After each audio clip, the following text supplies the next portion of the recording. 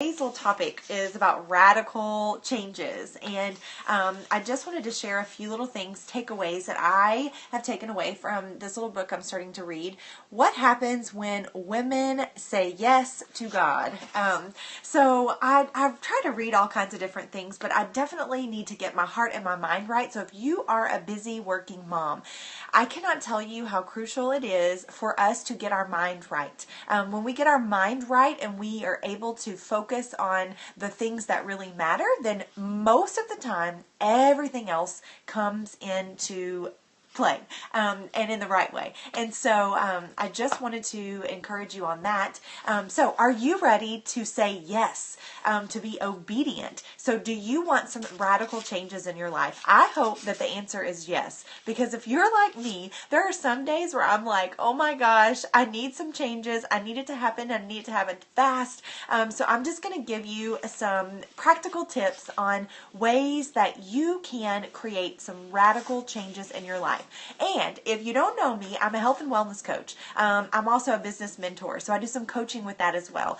So primarily, my focus is the busy working mom and your wellness, your physical, your mental, your spiritual, your financial wellness. It all ties together. But first and foremost, your spiritual wellness, because it all involves here mental, spiritual, and mental, your heart and your mind. So you have to get that right first. So let me look back and see what I wrote down, just so I can be very practical here with you guys. So if you have something that is tugging at your heart, something that is telling you to do something, and for most of the people who contact me or are say yes to me to join me on their journey, they have decided to say yes to the journey, right? Duh. So whatever it may be, if it's deciding to change careers, it's deciding to have another child, it's deciding to work on your marriage, it's deciding to start a wellness journey, whatever it is, you must wholeheartedly commit and say yes. That's your first thing. Now, how do you do that? Well, clearly, it's easier said than done most of the time. So you have to decide why you're doing it to begin with. So if you've not thought long and hard, if it's a knee-jerk reaction, then there's a huge chance that you're going to develop this cycle of defeat that most working moms get into, where they start giving themselves excuses and lies over and over as to why they don't complete something.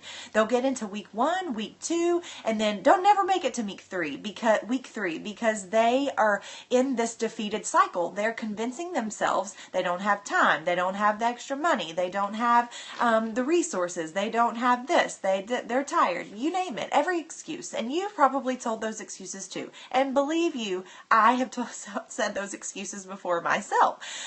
But the bottom line is that you did not wholeheartedly commit on day 1. If you wholeheartedly commit on day 1 to whatever it may be, you as the mom of the house will dig down in there and show up every day. You're going to wholeheartedly commit to whatever you committed. Say it's to read the Bible. Say it's to be intentional with a friendship. Say it's intentional with your time with the Lord. If you are desperate for radical change, you better show up. You better wholeheartedly commit. Because if you don't, somebody else is going to take priority. Something else is going to take priority, and you're never going to reach that radical change. So, number 2. You have to surrender your day. So when I say that you have to wholeheartedly commit, well, obviously that's hard on most days. But if you decide that you are going to wholeheartedly surrender everything, when I say surrender, I mean you probably need to get down on your knees and you need to say a couple prayers every single day, because everything matters to the Lord. Like He hand chose us to be in the exact situation, the exact place that we're in right now.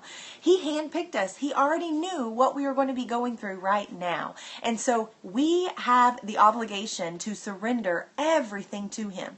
And I will tell you this, for me personally, I have been struggling with some body image issues and my journey again.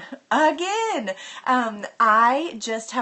let myself do too much cheating and treating, or whatever you want to call it. Like, I just wasn't disciplined enough through my through the holidays, and guess what?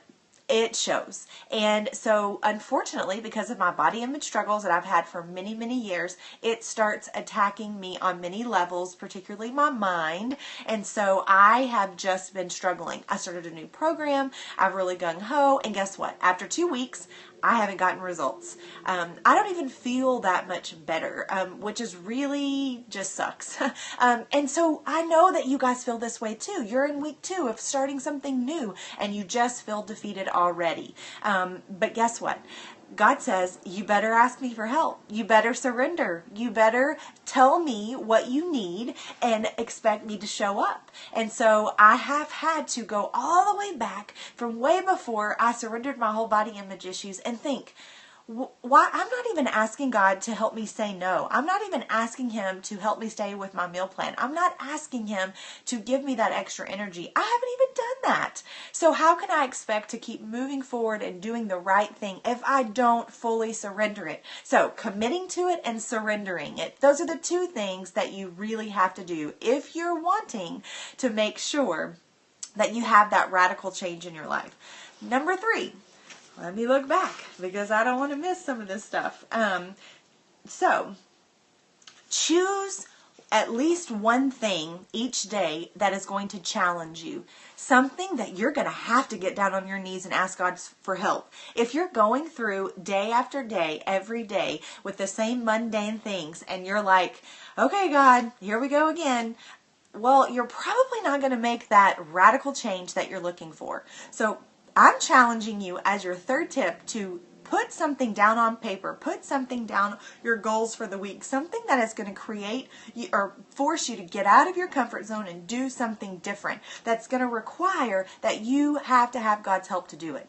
Like, that's where change comes in, guys. Like, we know that if we are it's doing the same thing and we're in that little comfort zone, you're not going to change. It doesn't matter if it's a wellness journey, if it's bettering your mind, if bettering yourself financially, if bettering your relationships. Like, it doesn't matter. If you're not doing something intentionally out of your comfort zone, you're not going to see the radical change that you need to see. So for me, after these 2 weeks, I'm like, okay, what am I doing? What am I doing that's not creating the change? Well, of course, I'm probably eating a few extra things, and those little extra things over time is not allowing my body to change, not allowing it to do what it needs to do or respond to the fitness. So that's where those of you who are in my wellness journey, on your wellness journey, if you're not seeing changes, it quite possibly might be that the little things that you don't think matter.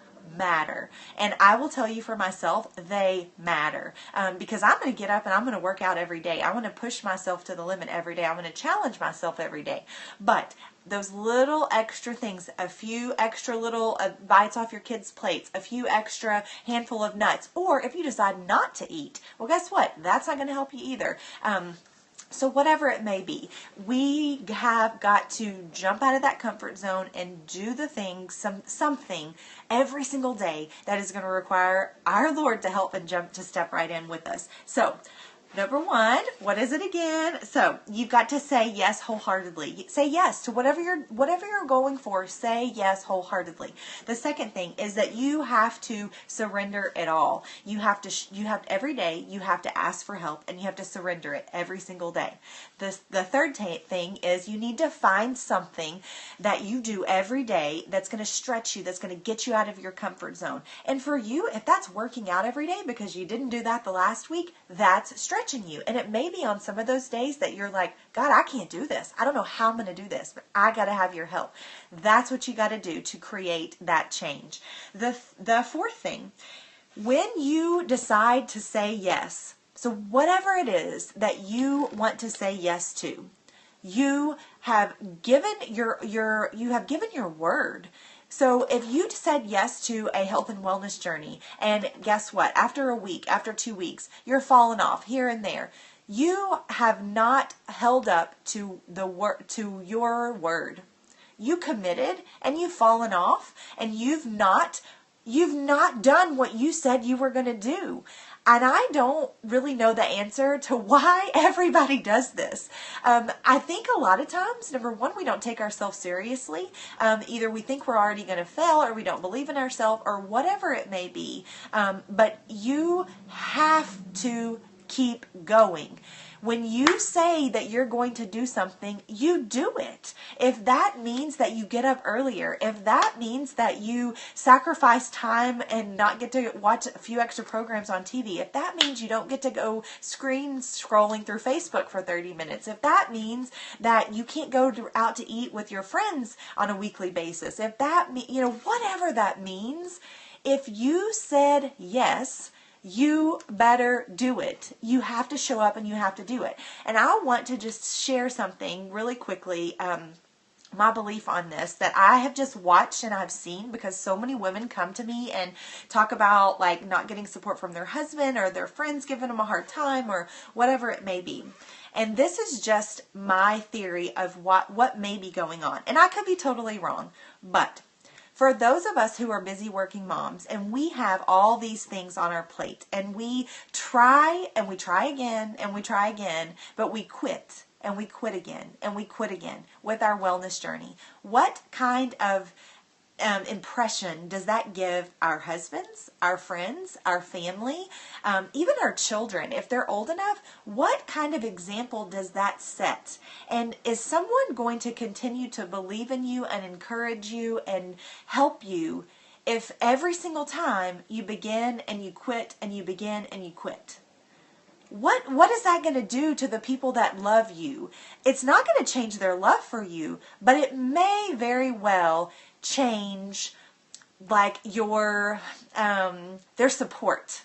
And I'm not saying they're not going to support you, but I'm saying that there is a difference in starting something and finishing something wholeheartedly. Because if you are on and off again, then there's a very, very, very good chance that those people that you expect to support you don't know how anymore. They don't know how to support you anymore because you have not showed up. And so I feel like that happens so often with so many of us. And it happened to me too. Like it took me forever not me, it took my husband forever to fully jump on board with his wellness journey. And this was several years ago.